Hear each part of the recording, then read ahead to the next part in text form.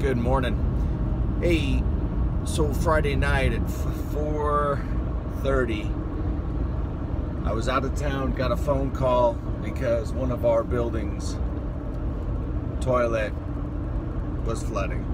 My name's Kirk. I want to share with you knowledge, experience, tools, tips, strategies to help you in your day-to-day operations of your facility. Come along. I hope you enjoy the journey. Both hands on the wheel, eyes on the road, so let's get to work.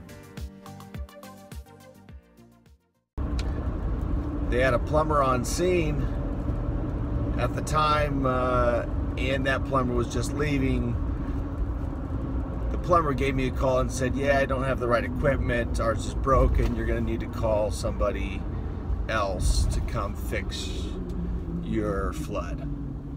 So my point in this story is, do you have the proper emergency contacts thought out and written down for your staff? So in this case, we had a sewer issue, and my staff called our plumber. Certainly it's within the plumber's wheelhouse, but that's not necessarily the field of expertise, meaning they may not have, in this case, we want to call a septic guy, somebody that,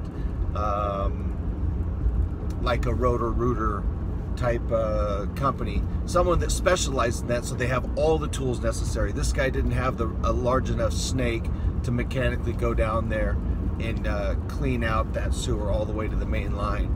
So by 5:30, I got a hold of somebody through emergency dispatch on a Friday night. They came out Saturday and cleared the line for us. So my point is, make sure you've got emergency contacts. Obviously, licensing requires things like poison control. You're going to have 911, non-emergency fire, non-emergency police, dispatch, those kind of things. But how about a plumber if you do have a leak? And if that plumber's unavailable, have number 2 and hopefully number 3 so they can go down that line. And then when it comes to septic, if you've got a backup, who are you going to call then? Who do you want your staff to call if you're not available? What about an electrician? What about a carpet cleaning company if they have some major flood and you've got to get somebody on the carpets? What about a handyman or 2, jack of all trades? Did I say electrician?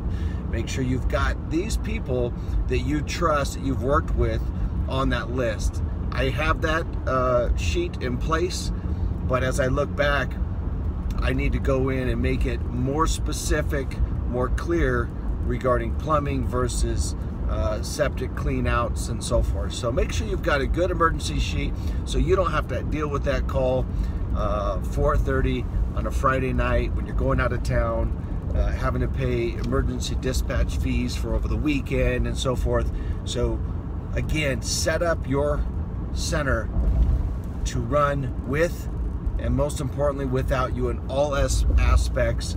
Anticipate emergencies and make sure your staff have a great resource to be able to make good decisions to walk through who to call in case they need a specific laborer to come in to fix an issue that you have. Have a marvelous day.